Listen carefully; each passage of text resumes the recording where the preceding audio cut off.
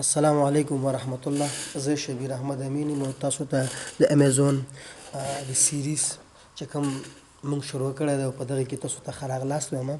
مونږ امیزون کې د پراډکټ هانټینګ خبره کړې وه یا د پراډکټ ریسرچ خبره کړې وه او هغه کې بیا مونږ ویډیوز مخکې کړي وو. په هغه کې پراډکټ هانټینګ کرایټیریا کې هم یو دوه څیزونه مونږ کړي وو. مطلب چې کله مونږ یو پراډکټ ریسرچ کوو نو هغې د یو جنس دپاره کومو نقاطو ته مونږ باید متوجه شو. مطلب د یو جنس د اخیستلو نه مخکې چې مونږ یو جنس واخلو دې دپاره چې مونږ یې بیرته بیا خرڅ کړو نو باید مونږ پراډکټ هانټینګ یا پراډکټ ریسرچ وکړو چې یو جنس یا د تولید د ټولو اړخونو نه باید مونږ پوه شو او هغه نه بعد مونږ تصمیم نیسو چې موږ باید مونږ کم جنس واخلو د دې دپاره چې دا جنس مونږ بیرته ریسیل کړو یا یې خرڅ کړو. نو هغه کې یو شی چې دی جنس باید مطلب سیزنل نه وي. کم جنس چې مونږ کله پراډکټ هانټینګ کوو نو دې ته باید مونږ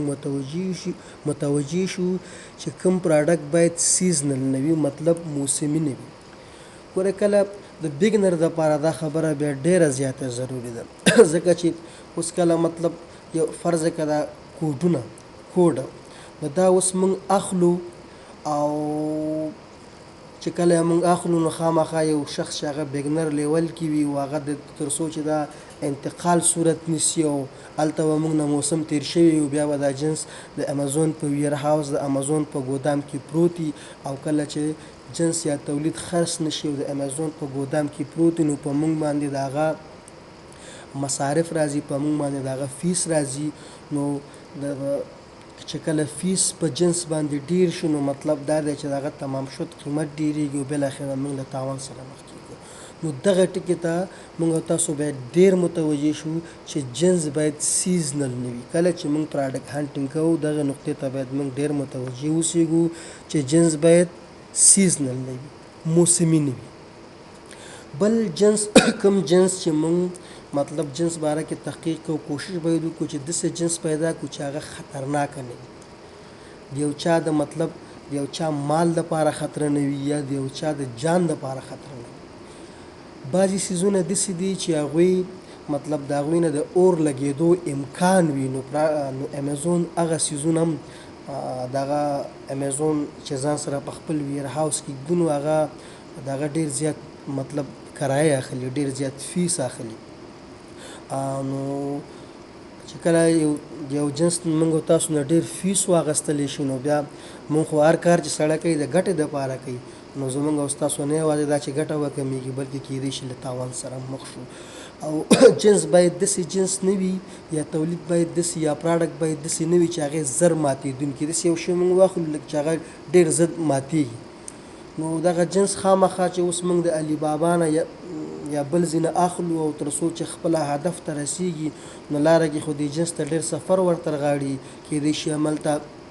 لاره کې مات شي یا هلته مات شي. او کله چې دا جنس مات شي نو امیزون والا یې واخلي او په ډسټبین کې خطا کړي او بالاخره موږ او تاسو له تاوان سره مخ کیږو. بل د پراډکټ هانټینګ په دوران کې باید دې ته متوجه شو چې کوم جنس یا پراډکټ موږ اخلو هغه باید ګیټډ نه وي. دلته دوه الفاظو ته تاسو متوجه شي، یو ګیټډ کټګوري ده یو نن ګیټډ کټګوري ده. ګیټډ کټګوري هغه اجناسو ته وایي چې په هغه کې د امازون اجازه ضروري وي. مطلب کله چې موږ یو جنس اخلو د ریسل لپاره نو امازون نه باید موږ اجازت واخلو چې دغه جنس موږ خرڅوو. دغه ته ګیټډ کټګوري. او بعضې انګیټډ کټګوري یا نن ګیټډ کټګوري هغه دی چې په هغه کې د امازون اجازت ضرورت نشته دی. سوال دا دی چې موږ به څنګه پوهېږو چې زموږ دا جنس اوس ګیټډ دی که نن ګیټډ دی؟ جواب یې دا دی چې دا کوم شیونه چې موږ دا اوس قدم په قدم وایو دا ټول به موږ پریکټیکل کوو د ټولز په ذریعه. اوس فقط دغه تیوري ختموو، د تیوري نه بعد موږ انشاءالله بل قدم نیکست قدم کې به موږ او تاسو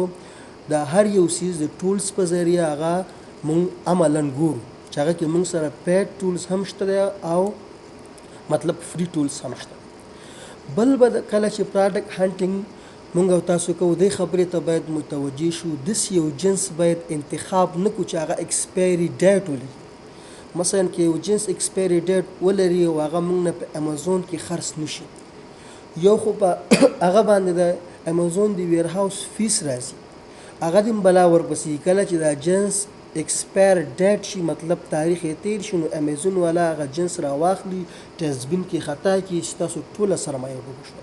نو داسې جنس به نه انتخابوئ چې هغه ایکسپایري ډیټ ولري. بلې خبرې ته باید د پراډکټ هانټینګ په دوران کې موږ تاسو متوجه شو جنس قیمت باید د $15 نه کم نه وي او د $15 څخه زیات نه وي. کم جنس هغه جنس نه چې موږ یې اخلو هغه جنس چې آلریډي خرڅیږي دې کې اوس لاجک څه دی دا بالخصوص د بګنر لیول لپاره مطلب که اوس یو جنس د $15 نه ارزښت کمی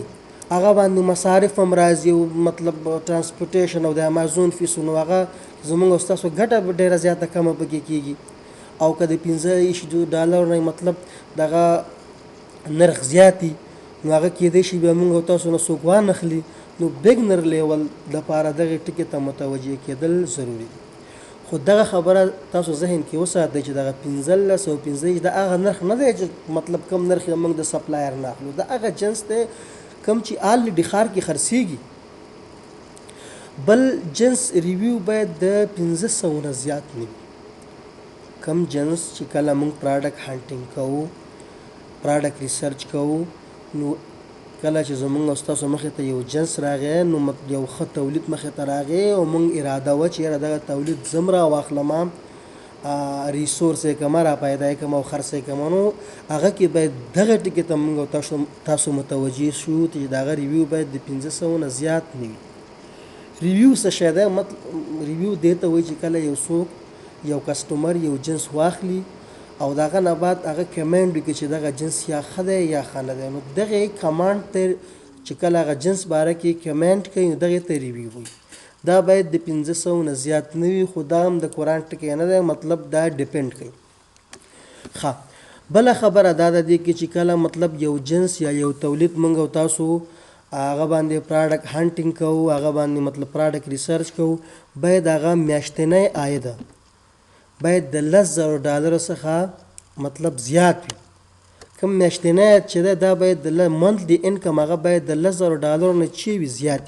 کم باید نه وي. دا به اوس څنګه موږ معلومو چې دا جنس مطلب دا څوک چې خرڅوي دی عاید $10,000 نه زیات دی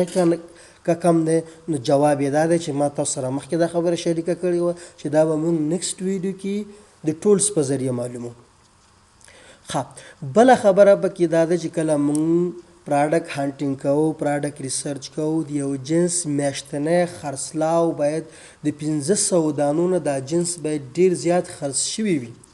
مونږ یو وګورو چې عملا یو څوک دا جنس خرڅوي دا باید د 500 نه زیات خرڅ شوي وي. هغه وخت کې مونږ تصمیم نیسو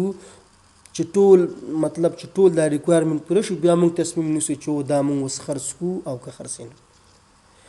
بل جنس یا تولید باید برانډ ډومیننټ نه وي. برانډ ډومیننټ څه ته وایي؟ دې کې دوه خبره ده. یو خبره دا ده چې باید کوم جنس موږ او تاسو خرڅو هغه کې باید امازون کوم جنس مثلا یو قلم زه خرڅومه دغه قلم باید امازون یې خرڅ نه کړي. که امازون یې خرڅوي نو هغه سره موږ او تاسو مقابله نشو کولی ولې چې امازون د بلا بچی دی مطلب ټول ویب سایټ د هغه دی نو دا خو د انسان مطلب لالچ دی چې هغه کوشش کوي چې ډېره هر سړی دا کوشش کوي چې زما د ډېره منافع ډېره زیاته ګټه دي وي نو هغه بیا نورو خلکو ته کسټمر یا ګاهک نه راپرېږدي. نو چې امازون کوم شی چې تاسو خرڅوئ او امازون یې خرڅوي نو هغه څیز نه به تاسو ځان ساتئ. بل د برانډ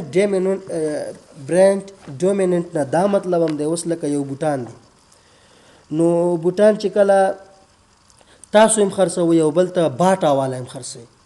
خو باټا والا خپله دا بوټان تولیدوي که نه ته چې د باټا والا نه بوټان اخلي او خرڅوي اول ته باټا هم والا خرڅوي نو مطلب ګاهک خو به هغه له ډېر راځي ولې چې دا کوم جنس هغه خپله تولیدوي هغه مطلب ګاهک له که په ارزان هم ورکړي ګټه هم کوي. دې کې زه یو بله اګزامپل هم تاسو سره شریکوم چې ستاسو ذهن پرې ښه خلاص شي. فرض که یو شخص دی یا یو تاجر دی هغه ځي کلیو بانډو کې د زمیندار نه سبزي اخلي او په ښار کې خرڅوي. خو که دا زمیندار خپله هم پاڅېږي او دغه سبزي په ښار کې خرڅ کړي نو دغه سره خو دا تاجر مقابله نشي کولی کنه ولې چې دی خپل هم زمیندار نه اخلي نو هغه زمیندار یې که پر ځان هم خرڅ کړي دغې ته واره کوي نو مطلب کم جنس چې برانډ ډومیننټي هغه نه به تاسو ځان ساتئ. بله خبره دا چې کله موږ او تاسو پراډکټ هانټینګ کوو یا پراډکټ ریسرچ کوو نو هغه جنس به باید موږ ګورو چې د 15,000 نه زیات پلټل شوي مطلب هغه سرچ ویلیم باید 15,000 نه زیات کم باید نه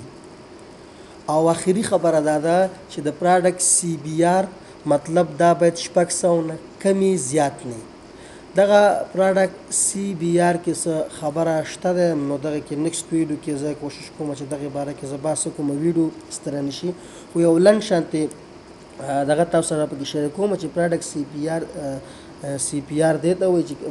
یو شخص ته خپل دغه دا پراډکټ کسټمر ته فری ورکړي او درې دپاره یې ورکوي چې یاره ته ما ته یو ښه شانتي کمنډ وکړه چې زما دغه ډېر شي ریویو ډېر شي خو په هر لحاظ دغه دا سی بی آر کې به انشاءالله تفصیلي خبره کوو نیکسټ ویډیو کې او موږ کوشش کوو چې د خیر سره نور دغه دا تیوري نن ما زر درې دپاره تاسو سره شریکه کړه چې موږ کوشش کوو چې آینده ویډیو کې د خیر سره عملي کار شروع کوو دا هر څه عملاً کړو نو خدای دې وکړي چې په دې تاسو پوه شوي اوسئ.